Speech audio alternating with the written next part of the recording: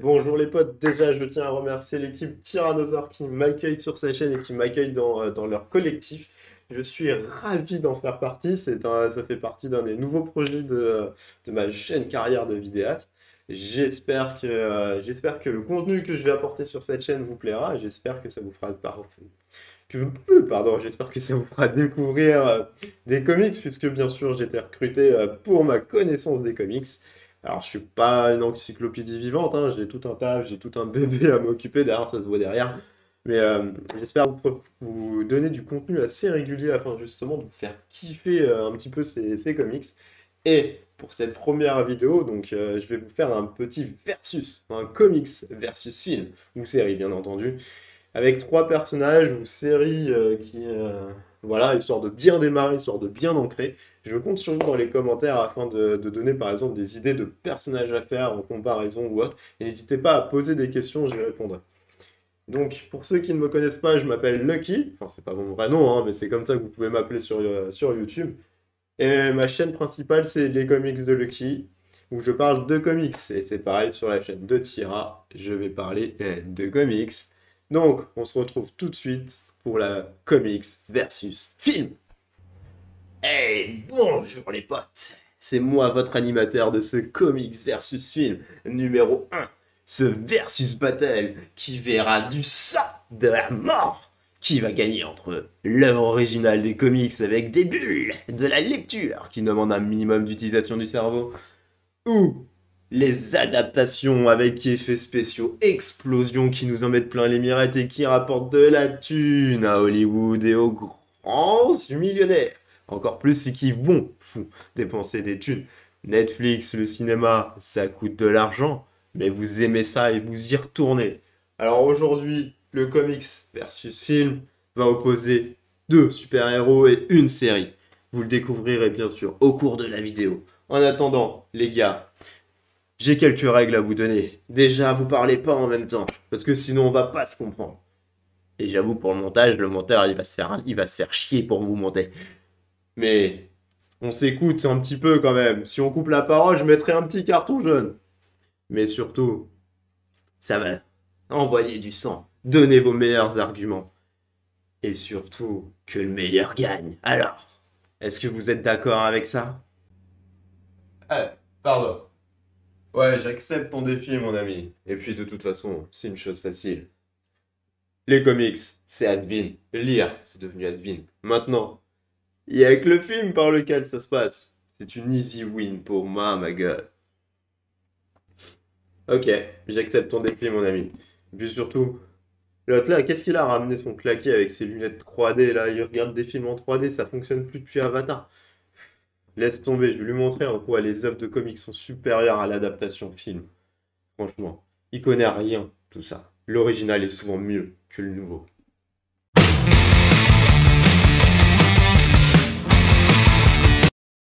Salut mon gars, laisse-moi commencer sur ce point parce que c'est un easy point pour moi, ma gueule.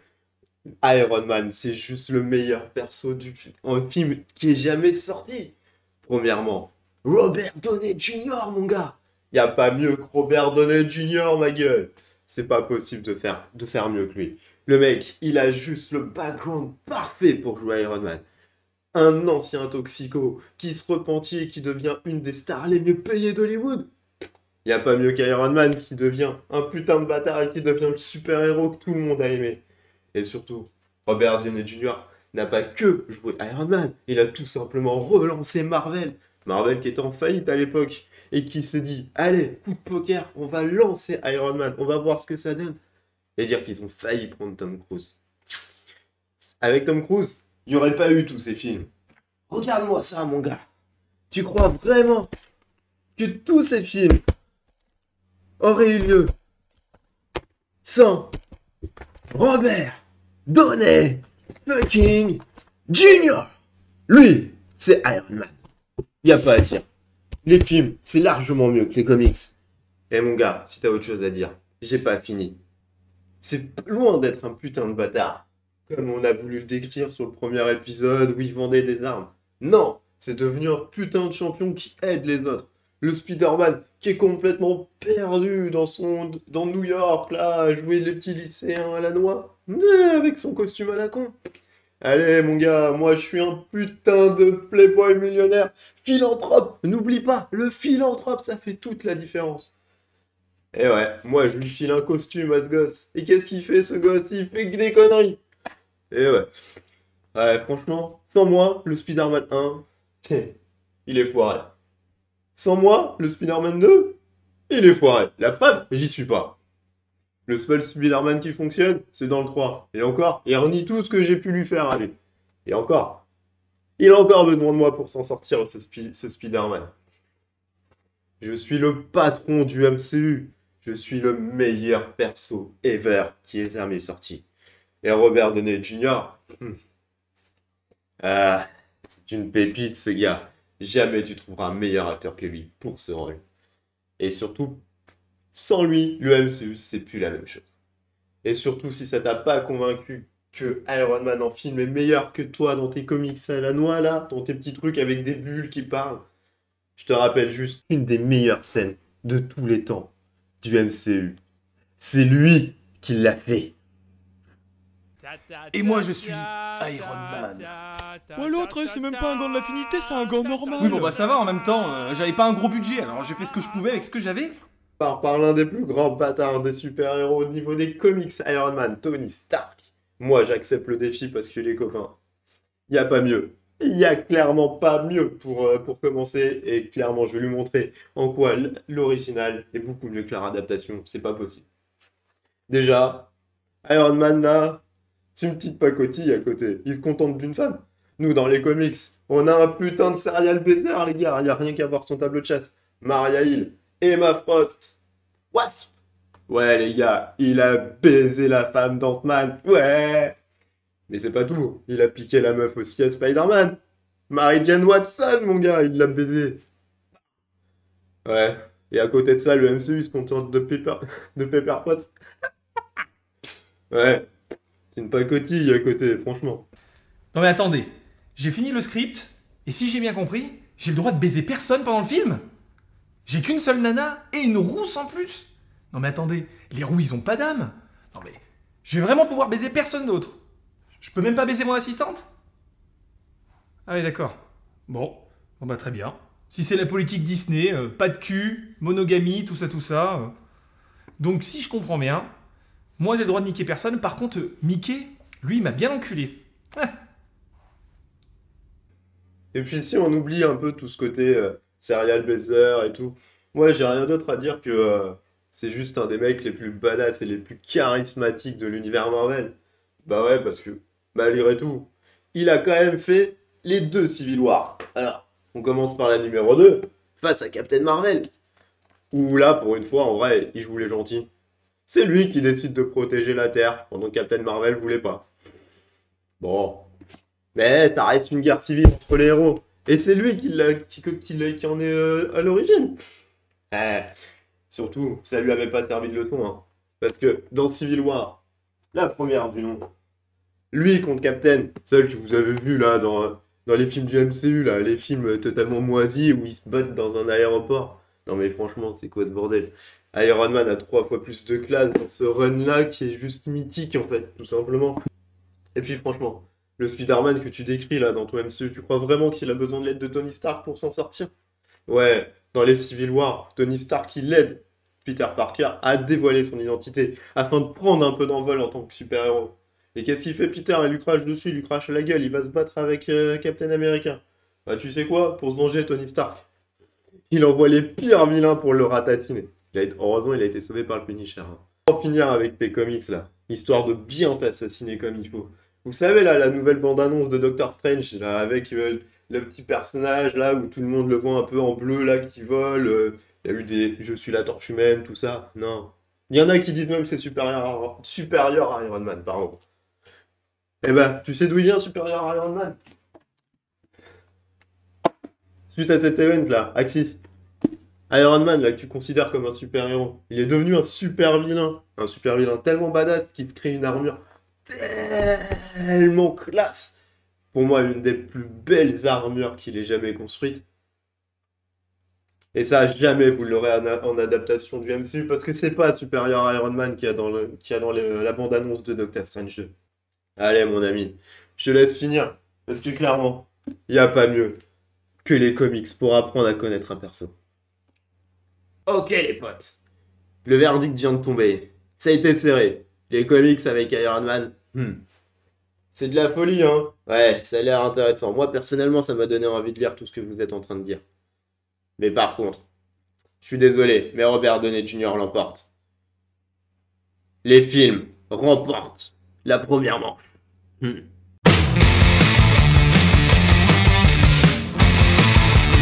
Ok l'ami, le premier point, je te le laisse sans problème. C'est pas grave, vous avez été mauvais pour voter, les comics, c'est largement supérieur. Mais alors là, avec le Joker, je suis sûr de rapporter mon petit point là et de revenir à égalité avec toi sur cette bataille.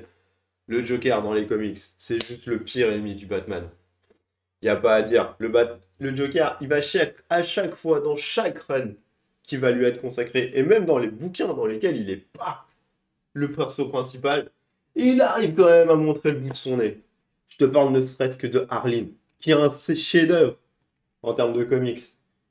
Centré sur Harley Quinn, bien sûr, sa donzelle, même si c'est pas vraiment sa donzelle. Mais ça, je te laisserai le lire, mon petit inculte.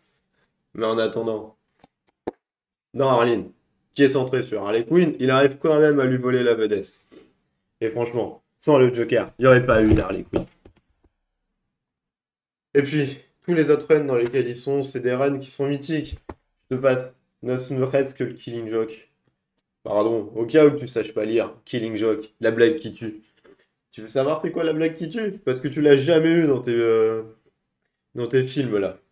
Franchement, va le lire, espèce d'inculte, ça t'apprendra des choses. Et puis, là où le comic c'est largement meilleur que le film, c'est que dans les films, vous êtes limité pour faire telle ou telle chose par le personnage. L'acteur, c'est pareil, il faut pas qu'il devienne barge. Hein. Ouais, bah Heath Ledger, il est quand même devenu un peu barge en le jouant. Et puis il en est mort d'ailleurs. Marie pas lui, c'était un très bon acteur. Mais au moins dans les comics, il n'y a pas de meurtre.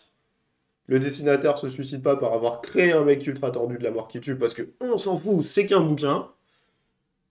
Du coup, enfin on va jusqu'au bout. Enfin on peut avoir un vrai Joker psychopathe qui va maintenir Gotham dans le suspense, dans l'horreur, dans l'effroi. Ouais, il n'y a pas mieux que le Joker dans les comics, franchement. Et si jamais t'es pas convaincu, je te laisse lire White Knight.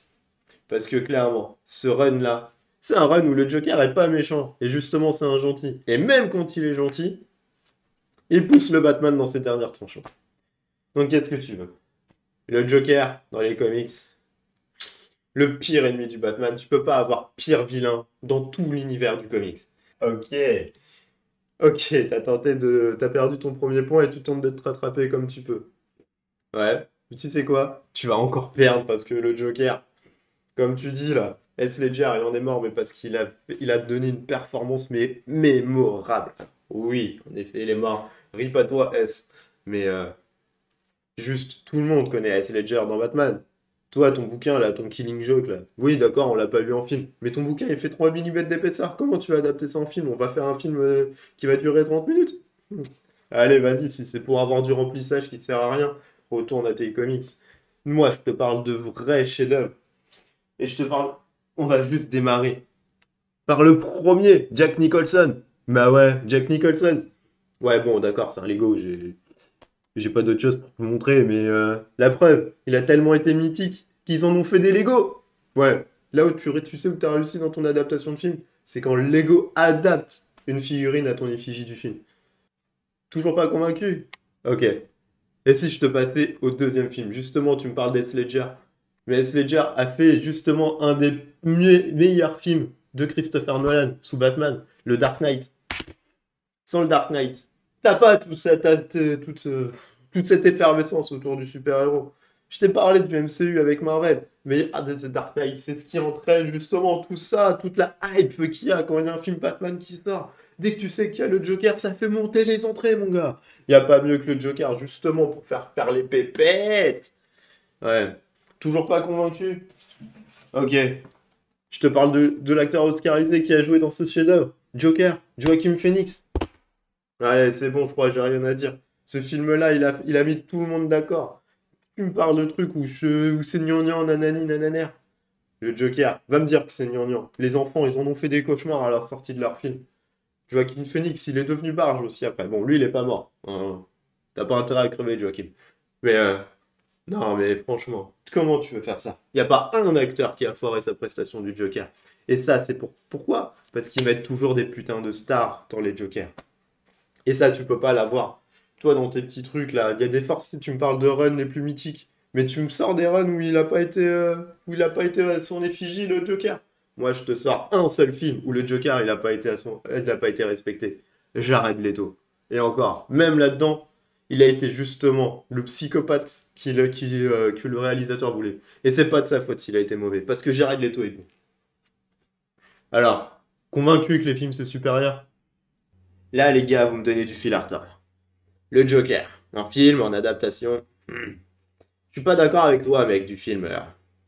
Jared Leto, tu dis que c'est un bon. Moi, j'aime pas. Franchement, y a pas pire que lui. Et apparemment, en plus, sur le tournage, il était dégueulasse avec ses confrères. Non, mais là, il va pas, mon personnage du Joker. Non, mais moi, je le veux avec des tatouages, des gros tatouages de gangsta, des dents en or, qui fassent badass, là. Non, parce que bon, faut pas déconner, il a besoin d'un côté bling-bling. Et comme ça, là, vous aurez le meilleur Joker qui a jamais existé. À coup sûr, hein. On est sûr de faire un carton avec ce film. On peut savoir quel est le connard qui a laissé traîner ça là? Pourquoi cet air si sérieux? Heath Ledger. Ah, mais malgré Jared Leto, je peux pas vous départager. Les deux sont insane. Les deux ont des particularités, les deux ont des points faibles. Je vote ex aequo, un partout. Les comics marquent enfin leurs points. Mais vous êtes encore un peu derrière, les gars. Faites 2-1 pour les films.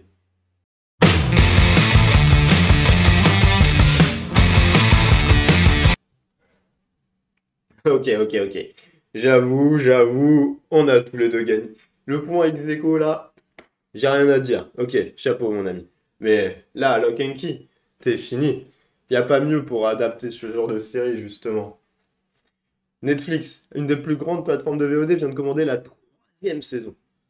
3 saisons sur Netflix, ça veut dire que forcément la série, elle cartonne. Et si elle cartonne, c'est que c'est l'une des meilleures séries du moment. Donc franchement, qu'est-ce que tu veux faire? Le pouvoir des clés est tellement bien rendu dans la série, il y a des bons effets spéciaux. Et puis surtout, la clé de tête est juste magnifique. Tu fais apparaître une malle, tu fais apparaître une porte qui t'emmène dans un univers totalement... Wouh, what the fuck? Ça, franchement, il n'y a pas à dire. Ils l'ont adapté, mais tellement bien. La série est juste insane.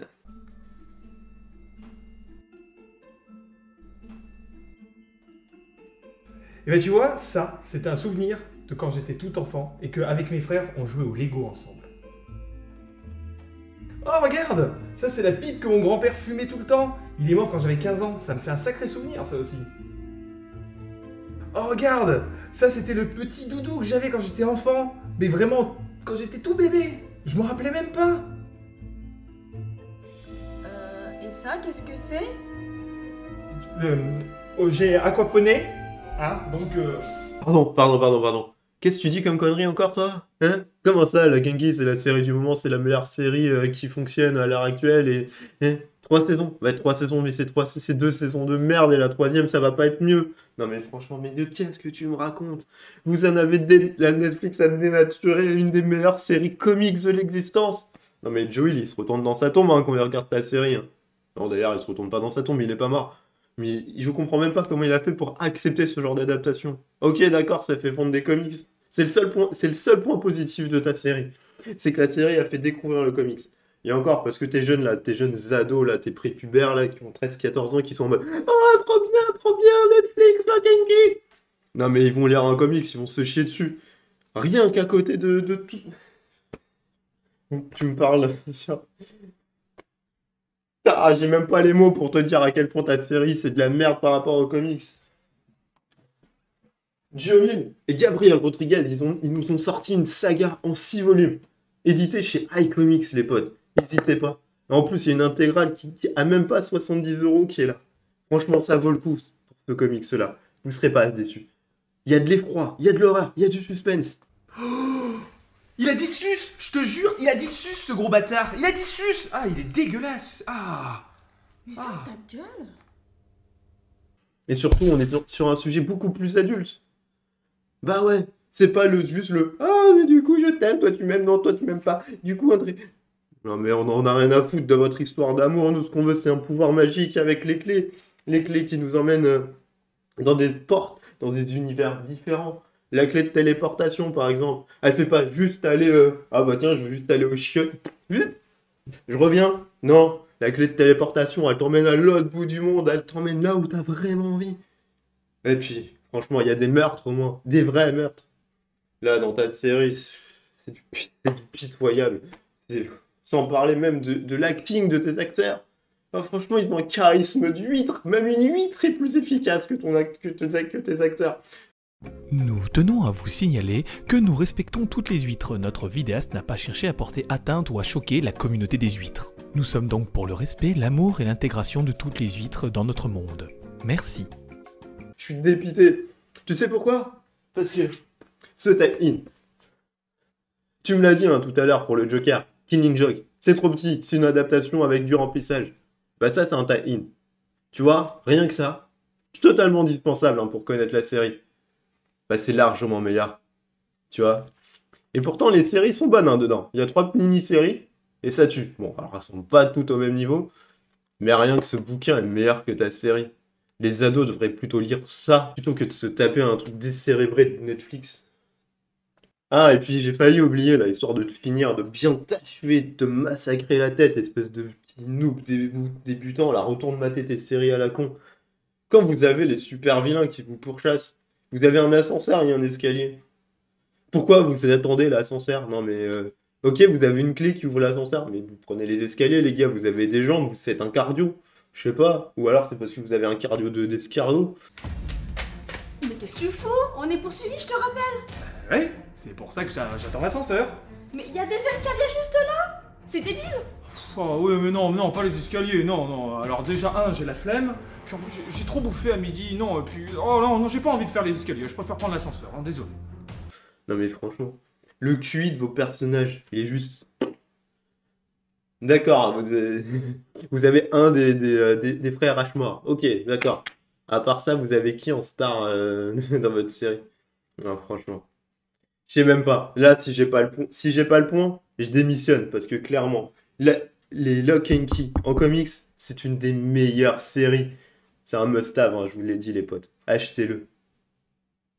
Oh là, l'ami. J'avais dit quoi à propos de se laisser parler, de pas couper la parole? Je te mets un petit carton jaune, mon ami.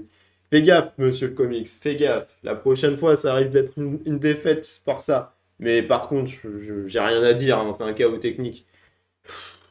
Allez, les comics l'emportent. Alors, vous avez été ravis du show qu'ils vous ont proposé ces deux gus? Moi, personnellement, je m'en suis délecté. Il y a eu du sang. Il y a eu de la mort. Le chaos technique, là, sur la fin. J'étais plié pour le chaos technique, les gars. Bon, j'espère que ça vous a plu. Ce premier battle de comics versus film vient de se conclure sur une égalité parfaite. J'avoue, j'en reste un peu sur ça. J'en connais qui disaient une égalité, c'est comme embrasser sa sœur. C'est dégueulasse. Et tu vois, c'est là que je l'ai embrassée. Mais t'as embrassé ta sœur? T'es dégueulasse. Mais non, c'est pas dégueulasse. Je viens du Nord. Embrasser sa sœur, c'est culturel. Nuance. Je vous attends pour le prochain numéro. Et surtout, dites-nous en commentaire quel numéro et quel personnage vous voulez que j'anime. Allez, peace les copains.